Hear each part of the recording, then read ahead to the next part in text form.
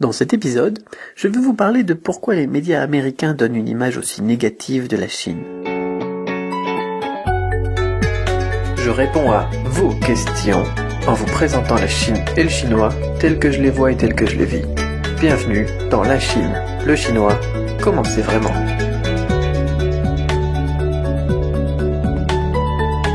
Bonjour, c'est Cédric Beau, auteur de la méthode Cramp, et bienvenue dans l'épisode 71 de La Chine, le chinois, comment c'est vraiment, hashtag LCLCCCV. Alors, question aujourd'hui, question de je sais plus qui est: salut Cédric, pourquoi penses-tu que les médias occidentaux et particulièrement les médias américains donnent une image aussi négative de la Chine? Pourquoi est-ce que les sociétés occidentales sont tellement effrayées par la montée en puissance de la Chine? Enfin, quelle est ton opinion sur le conflit des îles Diaoyu Senkaku? Donc merci pour tes réponses. Alors, j'ai envie de dire dans un premier temps, en France, les politiques ou aux USA, ils sont pas tant effrayés que ça par la Chine. Ils sont beaucoup plus effrayés par la Russie. La Chine, c'est un bon marronnier, j'ai envie de dire, c'est bon, voilà, c'est un bon bouc émissaire, c'est un marronnier qu'on va ressortir, voilà, dès qu'on n'a pas d'idée pour faire un article de presse, tiens, on va remettre un truc sur la gueule des Chinois, et puis voilà, ça va faire du bien, et puis ça va faire des ventes en plus, parce que effectivement, le fait de faire peur à la population, ça fait des ventes, mais les politiques, eux, ils ont pas tant peur que ça, et les médias, donc ils en profitent tout simplement que la Chine soit plutôt gentille, on va dire, dans ses réactions, quand on les critique. C'est vrai que quand on dit des trucs de la Chine ou des Chinois, généralement, eh bien, ils vont laisser dire, ils sont plutôt passifs, mais pas si cons que ça d'ailleurs, ils réagissent que quand il y a effectivement quelque chose qui dépasse les bornes des limites, Maurice. Donc c'est un bon bouc émissaire, tout simplement, la Chine, pour les médias et pour les politiques. C'est tellement plus facile aussi, en plus, pour la plupart des gens qui connaissent pas la Chine, eh bien, voilà, on démonise la Chine, on se dit c'est les Chinois les méchants, c'est les Chinois qui vous piquent vos emplois, c'est les Chinois qui pourrissent votre économie. Si on a du chômage en France, c'est à cause des Chinois. Les problèmes qu'il y a eu sur votre maison, c'est à cause des Chinois. Et c'est tellement plus facile, plutôt que de dire voilà, on va se remettre en question, ou bien alors notre politique, au final, on a complètement raté, ou bien alors on se casse la gueule parce que on n'a pas su faire face à la crise, etc., etc. Hein, on préfère dire voilà, c'est la faute des Chinois. Oui, mais les Anglais aussi, ils ont les Chinois. Et les Anglais, ils ont 5% de chômage, nous on en a 12. Mais non, c'est la faute des Chinois. Voilà. Les Chinois, ils ont bon dos, on va dire, les Chinois et la Chine. Mais, on n'est pas si effrayé que ça, de la montée en puissance. Parce que la Chine, elle travaille souvent, voilà, main dans la main avec ses partenaires, et elle a investi beaucoup partout, en Europe, aux USA, en Asie aussi, en Afrique, partout, voilà, c'est vraiment des partenariats souvent gagnant-gagnant, et la Chine, ils ont pas envie de la guerre, ils ont pas envie de se disputer, ils ont pas envie d'incidents diplomatiques, bien évidemment, ils se laissent pas faire et ils essayent d'être bien présents et de montrer aussi qu'ils ont un poids sur la scène internationale, mais ils sont plus posés. Donc voilà, c'est des gens qui sont faciles à utiliser dans les médias pour faire peur à la population, tout en étant, on va dire, des bons partenaires. Voilà, c'est bon enfant, c'est plutôt gentil, tandis qu'il y en a d'autres qui rigolent moins bien, notamment donc la Russie. Voilà, là effectivement, quand on dit quelque chose qui est complètement faux sur la Russie, ça passe moins bien dans les mentalités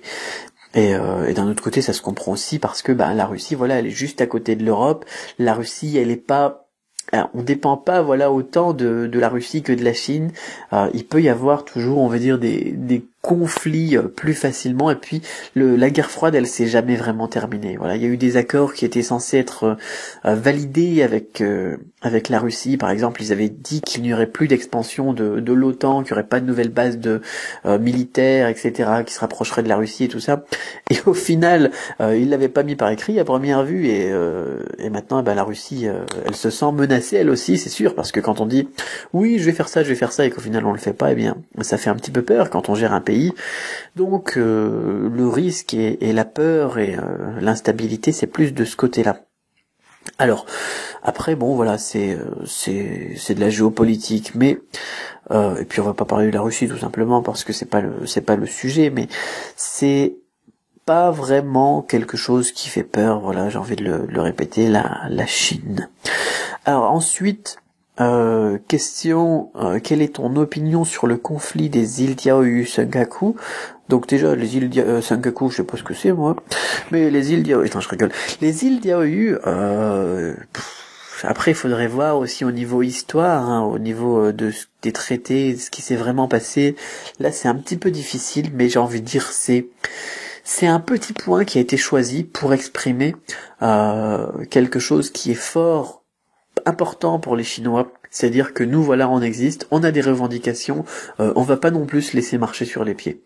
Voilà, parce qu'au final, ça pourrait être les îles Senkaku, ça pourrait être n'importe quoi d'autre, au final, peut-être qu'ils s'en foutent complètement des îles Senkaku, mais ils ont envie de dire, voilà, et puis c'est peut-être sûrement bien choisi quand même, parce que ça doit être un coin pas trop mal, mais ils ont envie de dire, les Chinois, voilà, là c'est à nous, là c'est chez nous, on a des traités qui ont été signés, on veut respecter le droit international, on peut pas. Il y a des limites, voilà, c'est pareil, il faut pas dépasser les bornes des limites.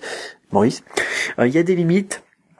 Les îles Senkaku, les îles Diaoyu, pardon, c'est à nous. Et puis on lâchera pas l'affaire, on lâchera pas le morceau de ce côté-là. Et c'est important, je pense, pour la Chine de pas lâcher le morceau, parce que s'ils se disent, voilà, non, bon, d'accord, on vous les laisse, on les donne au Japon, là, ça serait tout simplement, eh bien, montrer que la Chine est faible. C'est de la géopolitique, encore une fois. S'ils abandonnaient, s'ils lâchaient le morceau de ça, eh bien, ça serait tout simplement la fin de la diplomatie chinoise. Et puis, il y aurait plus que les Américains, parce que le Japon, il n'existe pas vraiment géopolitiquement, c'est plus les Américains. Donc, voilà. Ils montrent vraiment qu'ils ont un poids sur la scène internationale, et c'est ça qui est important dans cette histoire. Au final, à qui sont les îles? Moi, j'ai envie de dire, je m'en fous complètement. Mais ce qui est important pour moi, c'est que effectivement, le débat continue, qu'il y ait une solution diplomatique qui se crée et qui résulte un petit peu de tout ça. Ça serait fantastique. Et ça montre effectivement que la Chine est bien là en tant que puissance régionale en Asie, tout simplement. Voilà pour mon avis sur ce débat, sur les îles Diaoyu. Alors voilà, je pense que ça répond aux questions, hein, grosso modo. Voilà, posez-moi des questions, réagissez surtout sur YouTube, laissez un petit commentaire à la vidéo, hein, ça me fait toujours plaisir, ou sur Facebook, lorsqu'elle sera publiée. Et puis, si vous aussi vous avez des questions, n'hésitez pas à les poser sur du-chino.com/questions. Peut-être que je me trompe complètement, hein, pour l'image de la Chine, et peut-être qu'au final les politiques qui ont vraiment super peur de la Chine, mais j'ai pas vraiment cette impression-là du tout. Donc la montée en puissance de la Chine, c'est pas quelque chose qui fait peur. Enfin, ça vous fait peur à vous, je suppose, à tous ceux qui écouteront ce podcast et qui vivent en France et qui ont l'habitude de se renseigner seulement avec le journal de 20h ou France 2, là, le truc, les journaux que je vais pas citer, voilà quoi, les grands journaux français. Effectivement, si vous avez que ça comme source d'information, la Chine, ça fait peur. Mais elle fait pas peur aux sociétés occidentales, elle fait pas peur aux États, elle fait pas peur au gouvernement. Voilà. Parce que ceux qui sont les gouvernements, ils savent exactement ce qui se passe. Comme les autres personnes qui vont en Chine et qui comprennent un petit peu mieux ce qu'il en est vraiment. Voilà. Gardez l'esprit ouvert, ensemble on tue les préjugés, on se retrouve demain pour un nouvel épisode.